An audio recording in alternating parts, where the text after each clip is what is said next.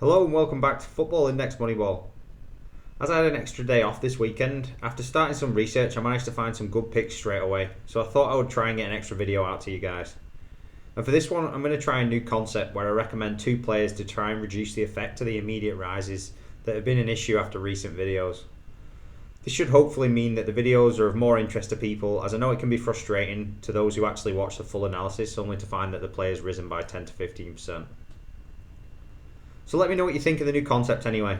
There's almost always a premium player that stands out along with the low end cap hat picks that I usually try and focus on. And just as another plug to my Patreon page, I'm aiming to release 5 additional picks for each position a month.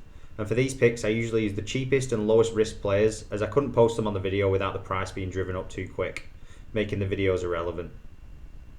For today's video we're going to focus on the 22-year-old defender category.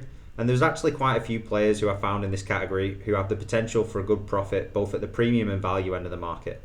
Before we get going, if you haven't already, don't forget to like, comment and subscribe. If you want to follow me on Twitter, then you can search for @IndexMoneyball. And there's referral links in the description if you want to sign up for Football Index, Football Index Edge and Football Index Club. There's also a link to my new Patreon page where you can help to support the channel, which gives you access to some bonus picks, portfolio reviews and other added benefits. So to start off, let's look at the premium pick. For this one I went for Kieran Tierney, a 22-year-old left back at Arsenal. Tierney was a summer signing for just under 30 million, but after joining with an injury and picking up another one in mid-December, he's had a pretty slow start to life at Arsenal with 802 minutes over 12 appearances in all competitions. If we look at his 6-month graph, you can see that he's actually sitting at a 4-month low. He first passed the £1.60 mark back in late September, which was actually when he was making his return from his first injury. He then went on to win the top defender PB in his first eligible game with a 293 score in a Europa League tie against Standard Liège. This resulted in him rising to a peak of 220 before falling back by 27% to his current price. I think a lot of his decline was down to the fact that he was being eased into the team and starting a lot of the games from the bench in October, November and December before getting injured again. But you can see on the right hand side there, a lot of the recent media is talking about the fact that he's back in training. So I'm expecting once he gets back in the team, he should be able to pick up a rise just from getting a few appearances. And then when he returns, if he manages to put some good performances in, compete for some PB and manage to post some IPDs, then I think there's a good chance he could surpass that £2.20 price from earlier in the season, as the market's moved on quite a bit since then. There's also a good chance when he does return that he could get some media, especially with a few good performances. Taking a look at his transfer marks, we can see that Tierney has a good trophy collection from his time with Celtic, with 5 Scottish Championships, 3 Scottish Cups and 3 League Cups. He also has 12 appearances for Scotland, although due to the presence of Andrew Robertson, he's actually played all of those at either right back or centre back. For his career stats so far, he's managed 183 games with 8 goals and 39 assists, which averages out to a very impressive 0.28 combined per 90.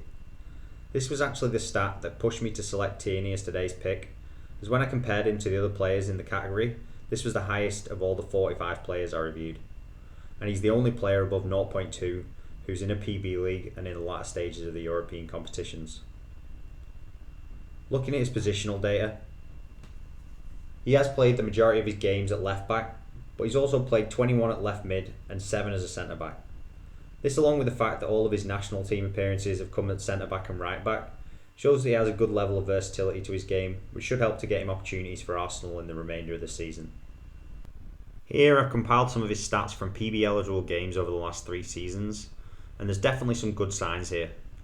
Key passes, successful dribbles and successful tackles are all above 1 per 90, and his average passing looks very good at over 52 per game.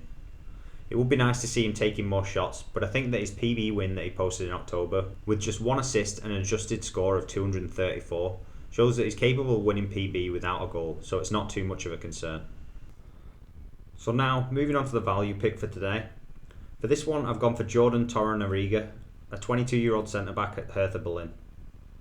To be honest, this is more of a value/momentum pick, as I had planned to use Jordan as a potential pick back when I found him at 35p after seeing his potential ability on Football Manager, which, as I've mentioned in some of my other videos, I found to be a great source for scouting. Alex Isaac, who's seen a big rise on the index in recent weeks, is a great example of this. He was one of my first purchases after joining Football Index, and it was all thanks to Football Manager.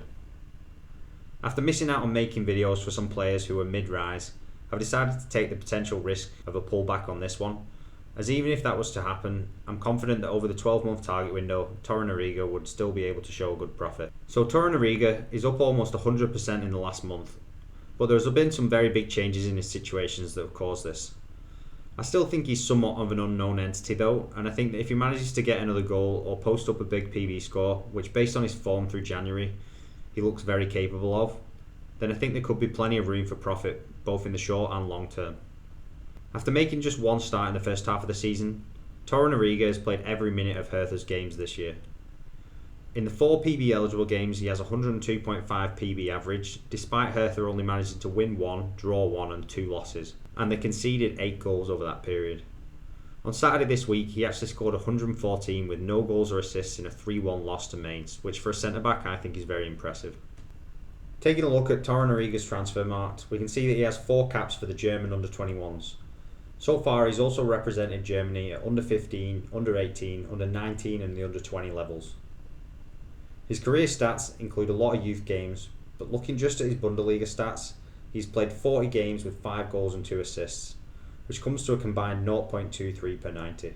If you do include his youth career, that stat drops to 0.11. But personally, I'm more inclined to pay more attention to his senior appearances, which after doing a fair amount of research for this channel, I can tell you that 0.23 per 90 average for a centre-back is fantastic. So if he can manage to stay close to that as he gets more minutes under his belt, it'd be a very positive effect on his price. For his detailed stats, I've combined all the data from the Bundesliga over the last 4 seasons since he made his debut at 18. And when you look at his defensive stats, you can see the bones of a very good centre-back there. With 2.1 tackles per match at a success rate of over 77%, 5.2 clearances and 2.5 interceptions per game. Put that along with his 40 average passes and the high combined goals and assist rate we just looked at, and for me this is a very compelling case for this to be a good PB player.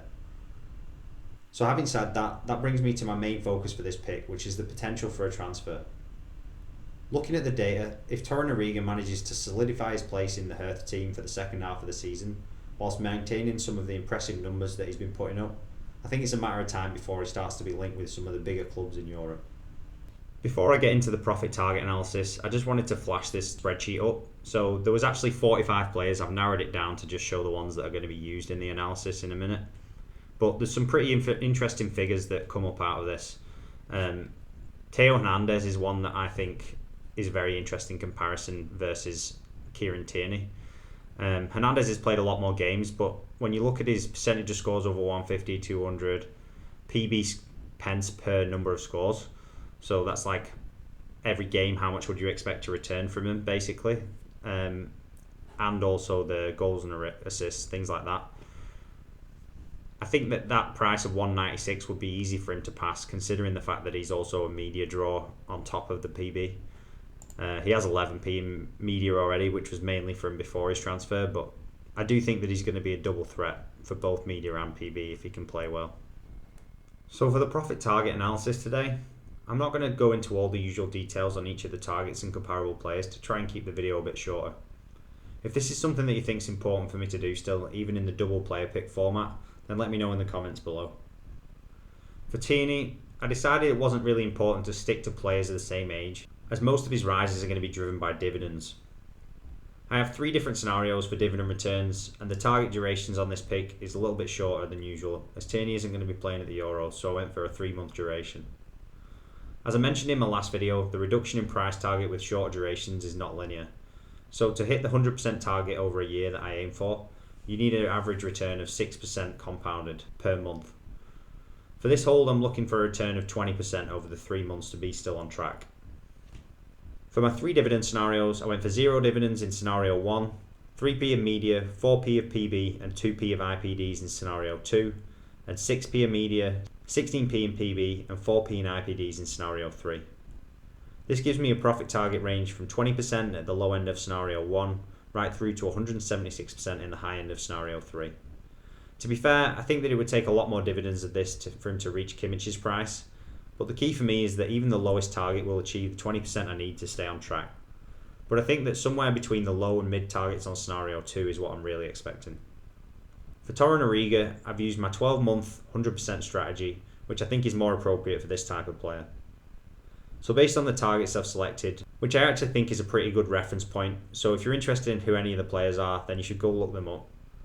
We're left with a potential profit target range of 65% to 115%. I think that if Torunarigha was to maintain this form, then the high targets could be very achievable within 12 months. And if he were to see some transfer speculations to the right club, then I wouldn't be surprised to see him surpass these even.